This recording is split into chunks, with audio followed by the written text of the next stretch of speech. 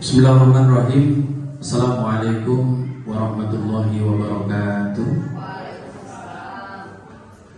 Alhamdulillah rabbil alamin. Shalatu wassalamu ala asyrafil anbiya'i wal mursalin sayyidina wa habibina wa safina wa maulana Muhammadin. La haula wa la quwwata illa billahil aliyyil azim. Rabbi shrah li sadri wa yassir li amri wahlul 'uqdatam min lisani yafqahu qawli. Amma ba'du. Yang saya hormati Bapak Ibu semuanya, alhamdulillah di kesempatan di pagi menuju siang hari ini Bapak Ibu kita masih diberikan kesehatan, diberikan nikmat iman Islam, sehingga alhamdulillah hari ini dengan kesehatan itu kita bisa bersama-sama tetap bisa aktivitas seperti biasanya. Semoga nikmat-nikmat ini senantiasa tercurahkan kepada kita dan keluarga kita, dan semoga kita tergolong orang-orang yang ahli mensyukuri nikmat. Amin Allahumma amin. Bapak Ibu yang saya hormati, kedua kalinya salawat dan salam masih tetap kita sanjungkan pada junjungan kita Nabi Agung Nabi besar Muhammad Sallallahu Alaihi Wasallam. Semoga kita bersama natur kita di yaumul kiamah nanti mendapatkan syafaat dari beliau. Amin Allahumma amin.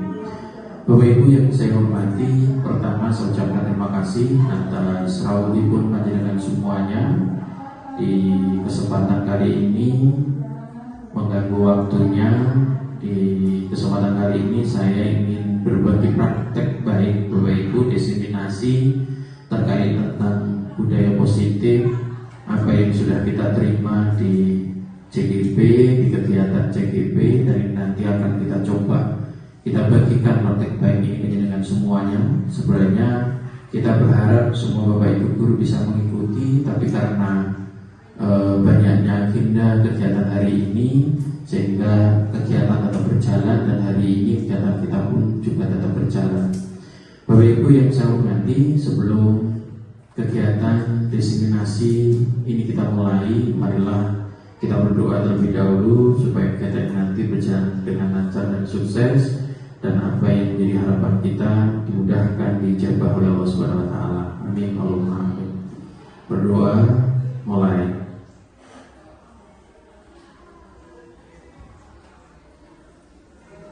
Selesai. Terima kasih Bapak Ibu. Kita lanjutkan. Mohon izin Bapak Ibu semuanya. Ini terkait tentang tugas kita Bapak Ibu yang sudah kita terima materi di CGP yang untuk disampaikan juga, yang sudah kita praktekkan di anak-anak, kemudian juga perlu kita sampaikan berbagi dengan teman-teman Bapak Ibu guru yang ada di SMP ini. Bapak Ibu yang saya hormati, ketika kita berbicara tentang budaya positif, yang saya ini, sebelum kesana biar tidak garing, Bapak Ibu, nanti saya ingin tanya ke Bapak Ibu, siapa kita? Dan mungkin jangan jawab Arpero, Arpero berarti arek SMP loro. Siapa kita Arpero? Nah, ketika nanti saya bilang Arpero, jangan jawab visi kita Bapak Ibu. Visi sekolah kita itu yang terbaru itu adalah bukan panjang. Ini intinya saja, membentuk karakter, membentuk peserta didik yang apa? Nah ini nanti yang diucapkan. Membentuk peserta didik yang pertama berbudi pekerti luhur Bapak Ibu. Berbudi pekerti luhur, unggul dan berwawasan global. Arpero Arpero berbudi pekerti luhur, unggul dan berwawasan global. Mana dia? Jenuh sih plus nyapi, tapi betul saya bukan. Menapal jenengan. Berbudi pekerti luhur, unggul, berwawasan global. Nah, biar hafal semuanya visi kita. Oh, ditulis Ibu. Oke. Visi kita, biar nanti Bapak Ibu senantiasa ingat. Jadi, ya, dari satu dulu, satunya bukan unggul-unggul, dia kedua. Berbudi pekerti luhur. Nah, yang diharapkan memang peserta didik kita itu berbudi pekerti luhur yang pertama. Biar nanti Bapak Ibu senantiasa ingat. Jadi, ya, dari satu dulu, satunya bukan unggul-unggul, dia kedua. Berbudi pekerti luhur. Nah, yang diharapkan memang peserta didik kita itu berbudi pekerti luhur yang pertama. Akhlaknya baik, sopan santun dan sebagainya. Yang kedua nanti unggul. Unggul ini ya tahan banting, prestasi dan sebagainya. Yang ketiga berwawasan global. Meskipun bocah desa, tapi yang kita harapkan wawasannya luas, IT canggih dan sebagainya. Siapa kita? Arpero. Siapa kita? Arpero. Arpero berbudi pekerti luhur, unggul, berwawasan global. Ada Bapak Ibu ya? Oh, bukan mesti tergantung pukul setengah ya. Siapa kita? Siapa kita? Arpero, unggul, berwawasan global. Terima kasih Bapak Ibu, tepuk tangan untuk kita semuanya. Jimben mawon. Oh berdiri, yo berdiri, yo saya balik. Ini kalau bumanya enak. Oh berdiri, bumi berdiri nih bumi. Nah, siapa kita? Siapa kita?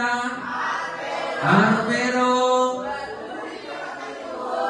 unggul, berwawasan global. Tepuk tangan. Terima kasih Bapak Ibu, luar biasa. Oke Bapak Ibu, kita fokus ke sini. Coba Bapak Ibu, ketika kita berbicara tentang budaya positif, kira-kira yang terbesit di pikiran panjenengan apa Bapak Ibu? Punya apa? Salam, bagus. Salim, kebiasaan yang baik. Yang lain, itu kelompok ini aktif ya. Oh gitu. Ya, santo, ya masuk juga.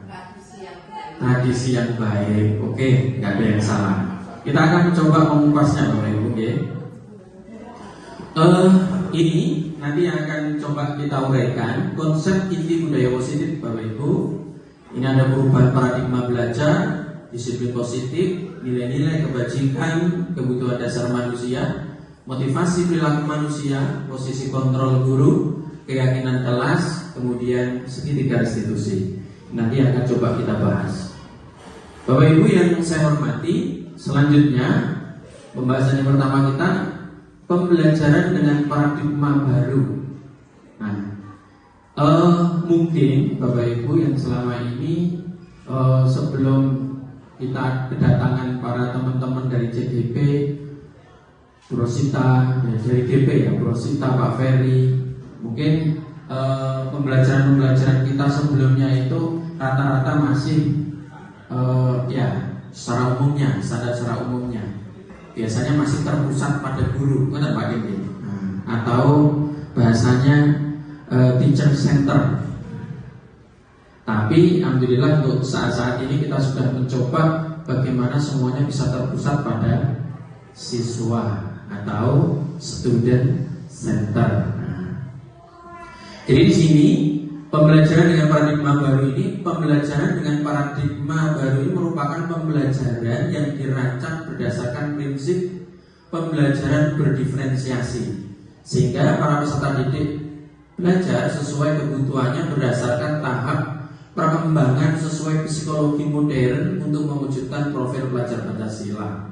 Tentunya Bapak Ibu masih ingat profil pelajar Pancasila mungkin yang sebelumnya pernah diadakan sosialisasi, bahwa profil pelajar Pancasila itu ada yang pertama beriman, bertakwa kepada Tuhan Yang Maha Esa dan berakhlak mulia, kebinekaan global, bergotong royong, kreatif, bernalar kritis, mandiri. Ini yang akan kita harapkan untuk anak didik kita, dengan pendekatan pembelajaran yang berdiferensiasi. Berdiferensiasi ini kan Bapak Ibu, miskonsepsi tentang teori kontrol yang selama ini kita menganggap bahwa kita ini seolah bisa mengendalikan murid.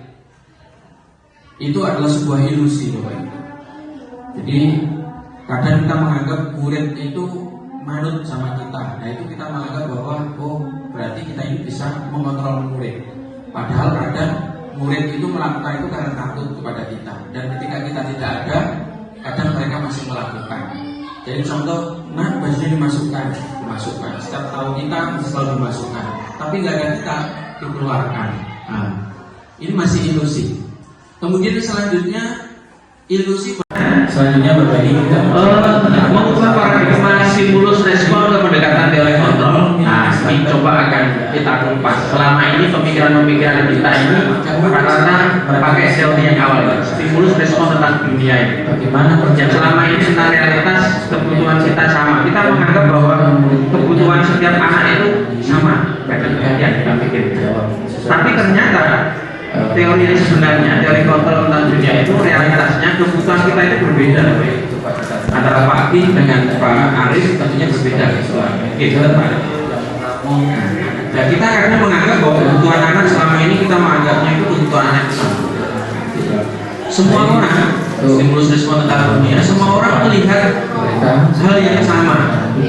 sesuai Dari kontrolnya setiap orang memiliki gambaran berbeda. Karena ketika kita melihat kita kira, menurut kita itu semua orang melihat nilainya sama. Padahal setiap orang itu memiliki gambaran yang berbeda. Nah, misalnya prestasi apa ini kitanya sama, tapi respon panjangnya sendiri-sendiri. Kita mencoba mengubah orang agar berpandangan sama dengan kita. Kita berusaha memahami pandangan orang lain tentang dunia. Nah, selama ini kadang kita ini mencoba mengubah orang agar berpandangan sama dengan kita. Kita memaksakan orang itu agar memiliki pandangan yang sama dengan kita. Mengajarkan materi juga seperti itu yang benar sebagainya. Dan yang benar sebenarnya itu adalah kita berusaha memahami pandangan orang lain tentang dunia. Jadi memahami muridnya menjadi sadar mandiri. perilaku buruk dilihat sebagai suatu kesalahan. Dalam teori kontrol, semua perilaku memiliki tujuan. Ternyata dalam teori ini, kadang anak membuat sebuah kesalahan.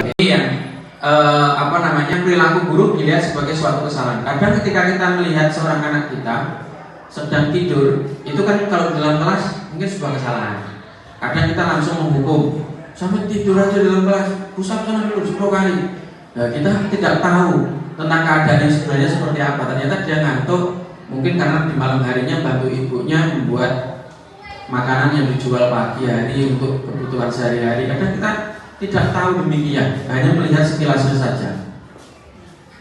Semua perilaku memiliki tujuan. Orang lain bisa mengontrol saya, pandangannya. Hanya Anda yang bisa mengontrol diri Anda. Jadi anggapannya itu rata-rata orang lain bisa mengontrol. Orang lain bisa mengontrol saya. Jadi kayak jenengan itu seolah-olah anggapannya bisa ada orang lain yang bisa mengontrol jenengan. Tapi dalam kenyataannya itu tidak ada yang bisa mengontrol jenengan. Yang hanya bisa mengontrol jenengan ya jenengan sendiri. Nah, anak-anak itu yang mengontrol ya anak sendiri, bukan gurunya sebagai yang mengontrol. Ini pemahaman tentang ini dulu kita pahami. Saya bisa mengontrol orang lain. Anda tidak bisa mengontrol orang lain. Memaksakan ada pada saat bujukan gagal. Jadi memaksakan ada pada saat bujukan gagal. Jadi kadang kita ini sering membujuk anak supaya mau mengikuti apa yang kita inginkan. Pokoknya permen, berikan apa dan sebagainya. Kolaborasi dan konsensus menciptakan pilihan-pilihan baru. Yang benar itu adalah sebenarnya kita ajak anak itu untuk berunding supaya mau belajar gimana. Jadi diajak berunding lah. Kemudian model berpikir menang kalah. Yang selama ini kadang yang kita pikirkan ada menang kalah, ada juara, ada yang tidak juara. Tapi yang benar sebenarnya pemikiran itu adalah model berpikir menang-menang. Berarti jangan nanti bilang ada win-win solution. Nah, yang baik sebenarnya itu bukan lebih pada berpikir menang kalah, tapi lebih berpikir pada menang-menang. Jadi tidak ada yang kalah, tidak ada yang bodoh, semuanya pintar.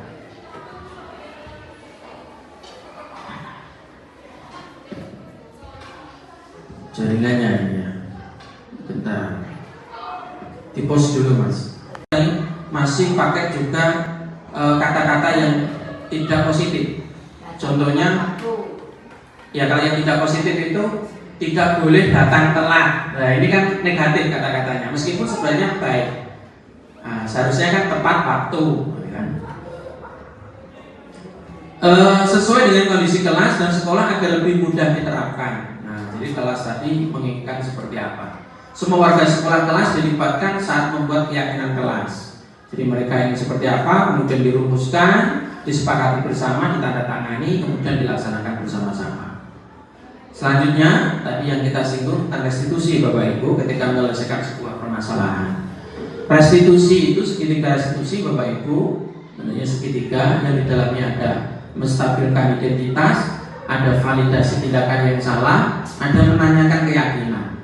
Suatu proses dialog yang dijalankan oleh guru agar dapat menghasilkan murid yang mandiri dan bertanggung jawab. Jadi mencoba kita gali murid itu supaya dia bertanggung jawab dan dia mau mencari juga solusinya untuk dirinya sendiri sesuai dengan kemampuannya.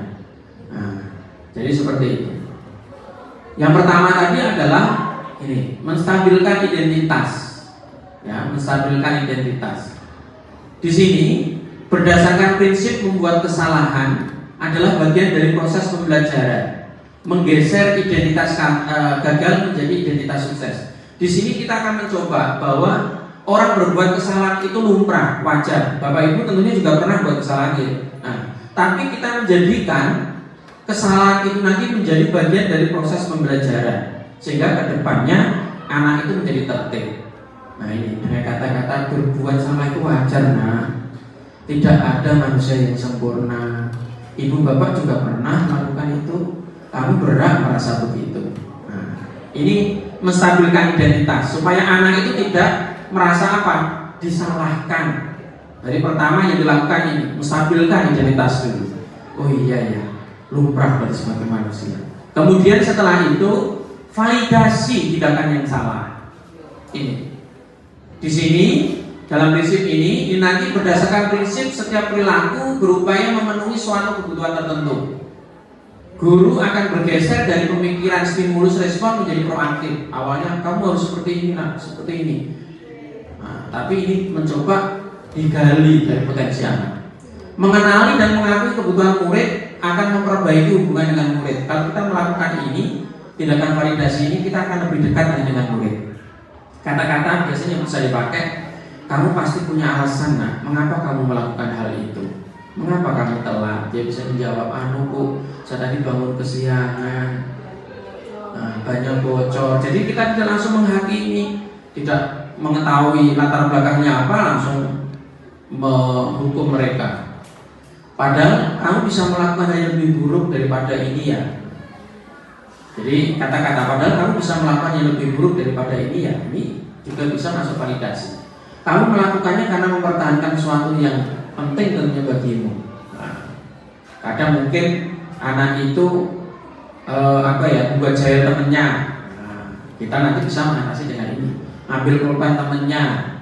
Dia kan melakukan itu punya alasannya apa dan sebagainya. Kita tanya, validasi. Kemudian setelah itu kita buat menanyakan keyakinan. Nah, ini selanjutnya. Di teori ini berdasarkan prinsip teori kontrol bahwa pada dasarnya kita ini termotivasi secara intrinsik. Kita bisa menjalankan sesuatu itu kalau kita termotivasi dari diri, bukan karena tadi gurunya.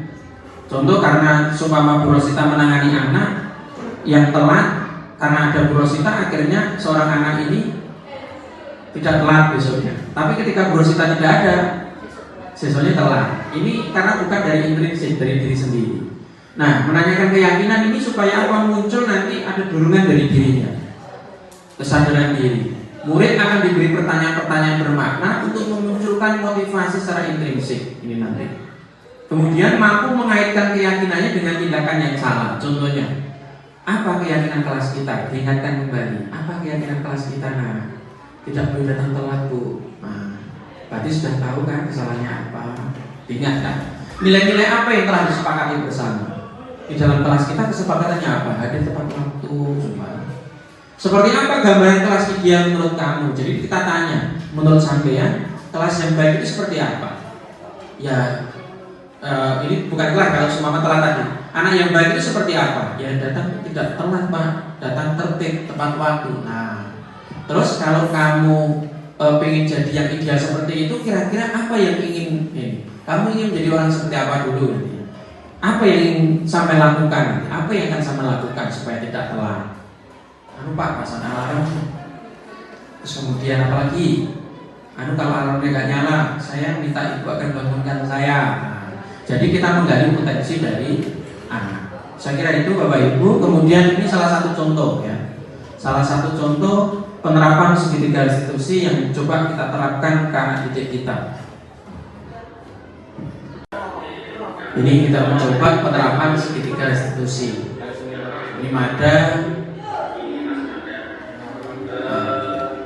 yang biasa tidak pakai sepatu.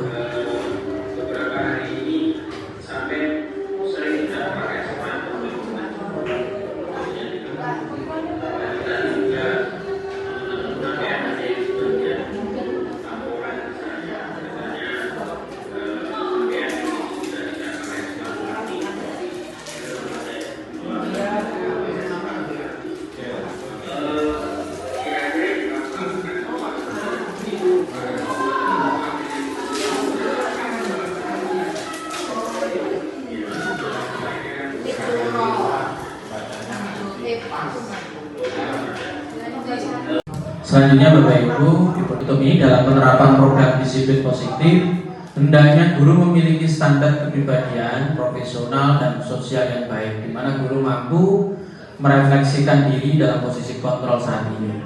Bagaimana perjalanan diri sebagai among, sebagai manajer yang menuntun murid-muridnya menjadi insan yang mandiri, merdeka dan bertanggung jawab. Ini sesuai dengan standar nasional pendidikan. Jadi kita berharap sebagai seorang guru nanti coba kita terapkan bagaimana kita ini memposisikan diri sebagai seorang manajer yang mengamong anak didik kita, sehingga kita berharap anak-anak didik kita nanti bisa menjadi anak-anak didik yang baik untuk masa depan mereka, sehingga mereka nanti sesuai dengan harapan kita bersama menjadi pemimpin di masa depan. Amin. Amin. Ada yang ditanyakan Bapak Ibu?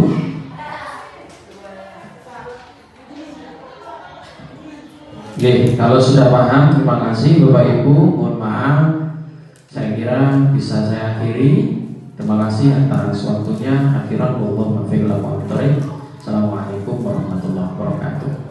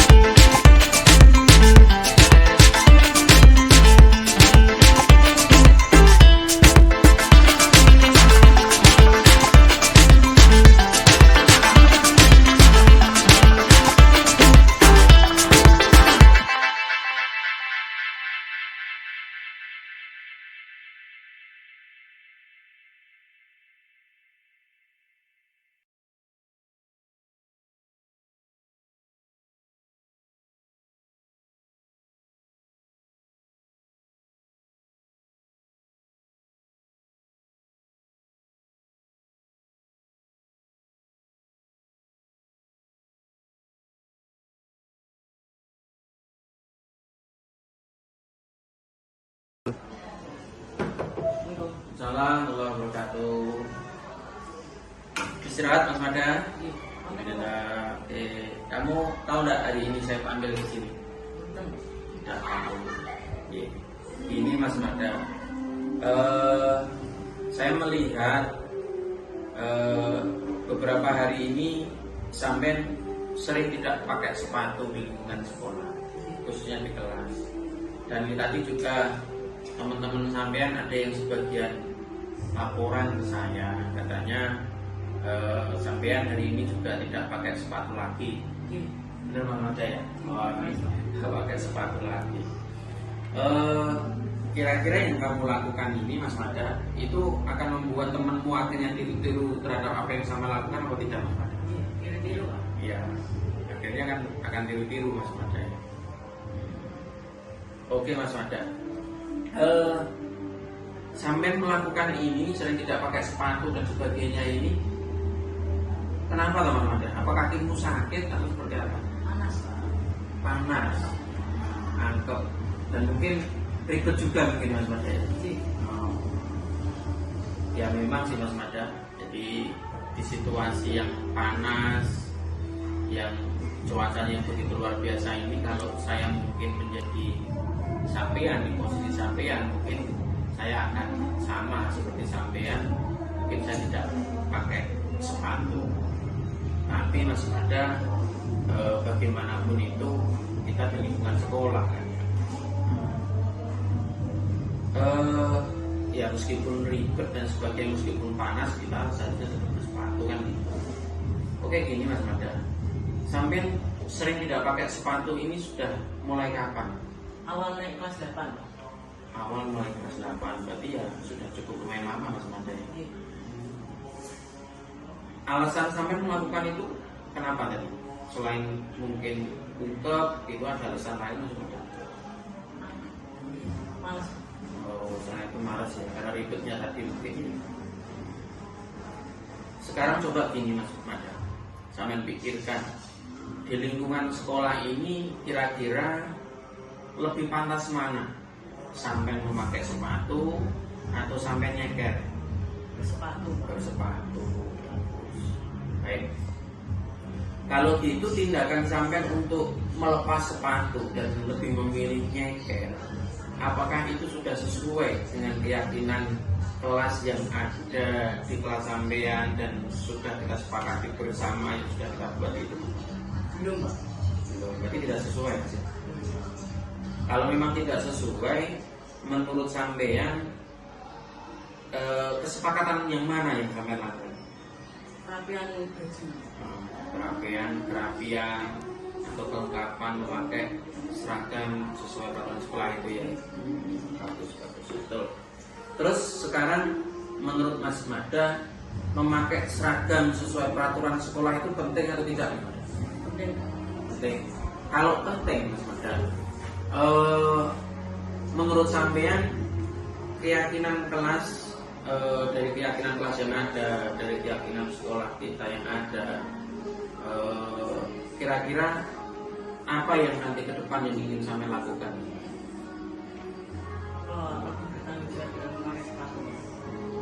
Bertanggung jawab dan akan pakai sepatu lagi ya.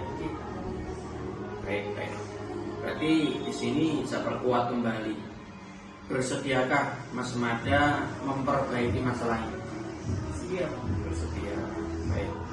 Kalau sama bersedia, apa yang nantinya akan sampean lakukan? Tadi kan kamu sudah bersedia. Jadi apa nantinya yang akan sampean lakukan setelah ini? Oke, lebih mematuhi peraturan terhadap sekolah dan menjalankan yang jadi keyakinan kelas tadi ya. Tentunya mau memakai apa? Sepatu. Oke, saya kira itu jawaban yang tepat Mas Mada. Itu nanti perlu dilaksanakan dengan baik. Semoga bisa berharap sampai jadi orang-orang yang hebat nantinya ke depannya. Tetap semangat dalam belajar ya. Oke, terima kasih bisa masuk kelas. Oke.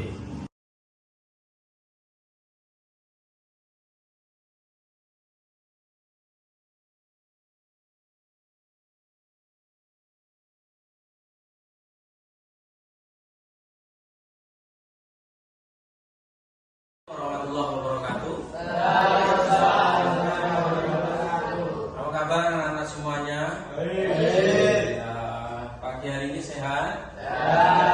Oke anak-anak sekalian, di pagi hari ini sebelum kita masuk ke sesi awal kita, yaitu nanti pembuatan keyakinan kelas, mari kita berdoa terlebih dahulu supaya apa yang kita lakukan nanti dipermudah diridhoi oleh Allah Subhanahu wa taala. Oke, Abdullah silakan bimbing berdoa. Sebelum mengalami pelajaran ini, marilah kita berdoa.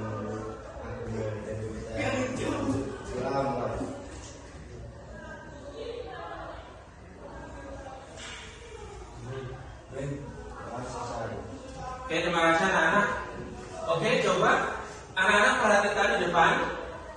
Anak-anak sudah tahu bagaimana keyakinan kelas itu apa? Apa keyakinan kelas itu, coba bisa disampaikan? Keyakinan kelas itu apa? Sudah tahu gambaran secara umumnya? Apa keyakinan kelas itu? Keyakinan kelas itu, ya, keyakinan kelas atau kesepakatan kelas itu adalah sebuah pendekatan yang lebih baik dengan mengedepankan peran aktif siswa.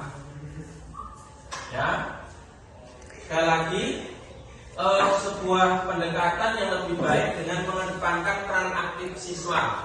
Ya, yang di dalamnya berisi beberapa aturan untuk membantu guru dan siswa bekerja sama membentuk kegiatan belajar mengajar supaya lebih efektif. Ini apa namanya? Keyakinan kelas. Intinya keyakinan kelas itu adalah kesepakatan yang nantinya dibuat untuk kebaikan kelas ini. Nah, tujuannya keyakinan kelas itu apa? Bisa diperhatikan. Menumbuhkan komunikasi yang efektif antara siswa dan guru, menciptakan pembelajaran yang berpusat pada siswa, menumbuhkan rasa tanggung jawab pada siswa. Ini tujuan apa? Kesepakatan kelas. Langkah-langkahnya nanti akan kita praktekkan bareng, mau diperhatikan. Ada 6 langkah-langkahnya. Langkah yang pertama, guru mengajak siswa mengungkapkan keinginannya mewujudkan kelas impian. Kalian tentunya punya impian, kelas kalian pengen seperti apa, betul? Nah, kelas yang kalian inginkan seperti apa? Coba. Bersih, juga aman. Iya, kalau naruh apa-apa, kayak mesin jupo, aman. Itu nanti akan kita tuangkan dalam keyakinan kelas kita. Bagus. Kemudian meminta siswa menuliskan apa yang mereka pikirkan dan inginkan tentang kelas dalam belajar. Namanya kesepakatan, keyakinan ini kita buat nanti yang positif, ya, sesuatu yang positif. Contoh tadi, kelas yang bersih, nanti bersih kelas kita. Nah, kelas yang bersih. Jadi kita buat sesuatu yang positif. Jangan ditulis ini. Tidak boleh membuang sampah di sembarang tempat. Sebenarnya baik. Tapi kata-kata tidak boleh ini kan negatif. Betul demikian ya? Nah, jadi kata-kata yang positif. Kemudian siswa menuliskan tentang kelas impian. Kita buat nanti kelas impian kalian seperti apa. Hal yang ditulis tentang kelas impian dibaca satu persatu dengan bantuan siswa. Nanti kalian sampaikan, nanti akan kita tulis di sini. Kemudian hal yang ditulis tentang kelas impian tadi sudah dibaca ya. Guru dan siswa berdiskusi membahas impian. Nah, tadi kita buat kesepakatan bersama, kita tanda tangani bersama. Guru dan siswa membaca hasil kesepakatan kelas tadi. Kemudian ditanda tangani. Saya kira konsepnya seperti itu. Kita buat sekarang kesepakatannya. Jadi kalian nanti silakan menulis, membuat apa yang sekiranya kalian inginkan kelas ini. Ya, apa yang kalian inginkan? Kelas yang seperti apa tadi? Aman. Ya silakan ditulis. Kelas yang apa? Bersih atau apa ya? Silakan ditulis. Yuk, silakan ditulis langsung saja. Kasih nama ya. Kasih nama. Langsung kalau sudah selesai nanti ditempelkan di depan. Ya. Tempelkan di depan.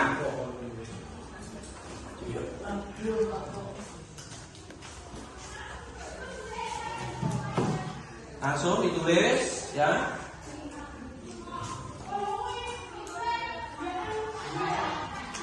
Yuk, Mas, udah? Oke, silakan semuanya ditulis. Kalau sudah, tempelkan di depan sini, anak-anak. Nanti kalau sudah kita akan buat kesepakatan kita bersama. Pos dulu, pos dulu. Yuk silakan, yuk. Kalau sudah, nah, mereka menulis ya. Sesuatu yang positif, ya, sesuatu yang positif.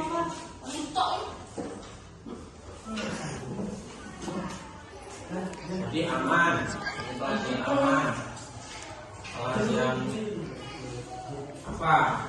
Silakan ditulis, baru ditempelkan di sini.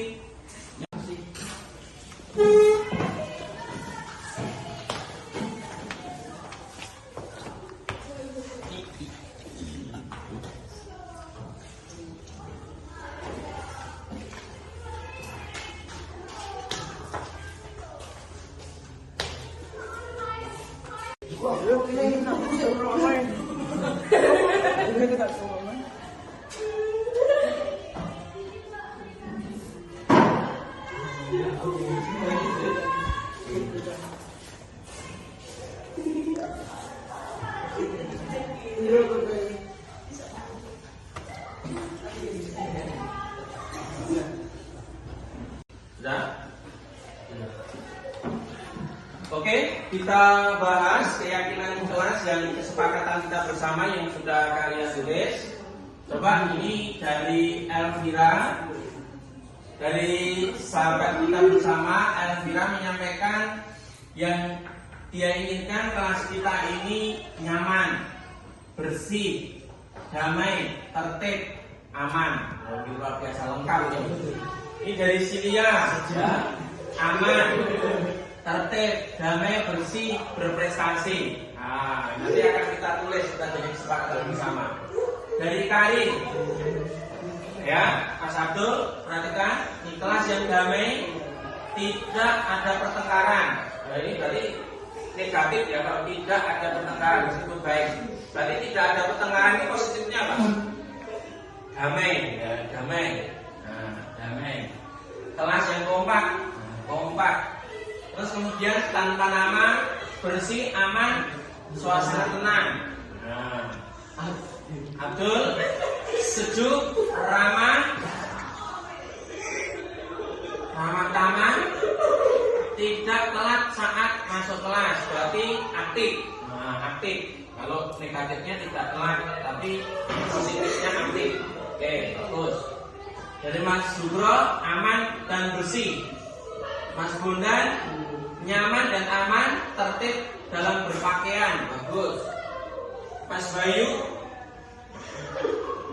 nyaman dan bersih, tanpa nama, menghormati guru, dilarang berbicara saat ada gurunya. Ini berarti menghormati, menghormati. Bagus. Aditya, bersih, nyaman, aman, sehat. Ini tanpa nama, bersih, suasana tenang, aman. Oke, anak sekalian, kita akan tulis apa yang jadi kesepakatan kita bersama, kemudian nanti akan kita tanda tangani. Oke ya.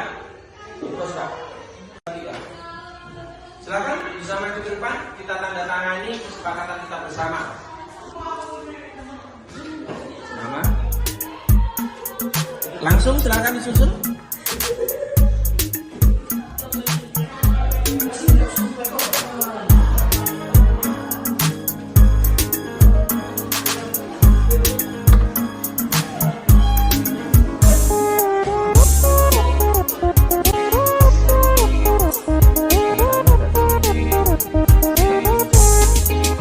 Kita semua anak-anak Indonesia, generasi penerus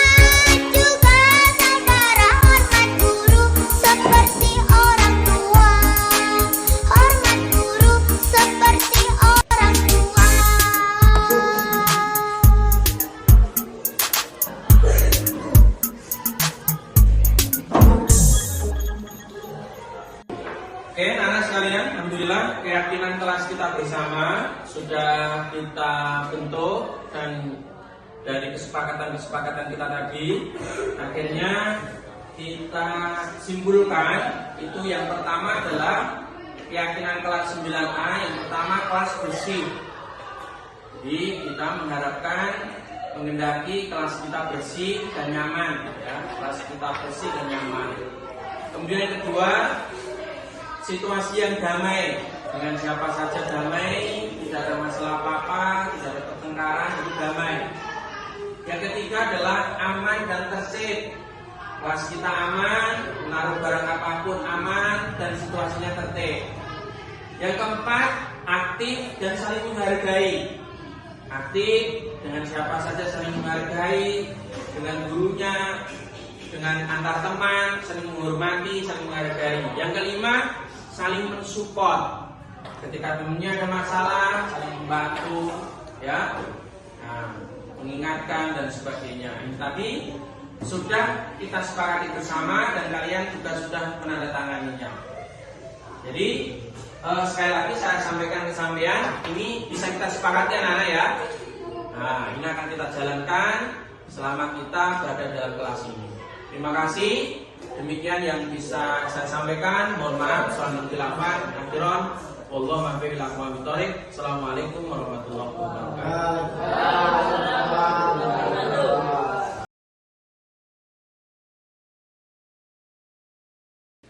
Assalamualaikum warahmatullahi wabarakatuh. Perkenalkan, nama saya Siti Alan Safitri dari kelas 9A. Assalamualaikum warahmatullahi wabarakatuh. Perkenalkan, nama saya Elvira Putri Safitri dari kelas 9A. Assalamualaikum warahmatullahi wabarakatuh. Perkenalkan, nama saya Yoga Menaki dari kelas 9A.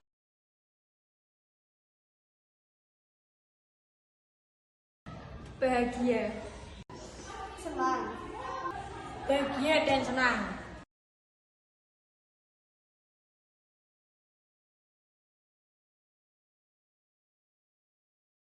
penting, Membuat disiplin.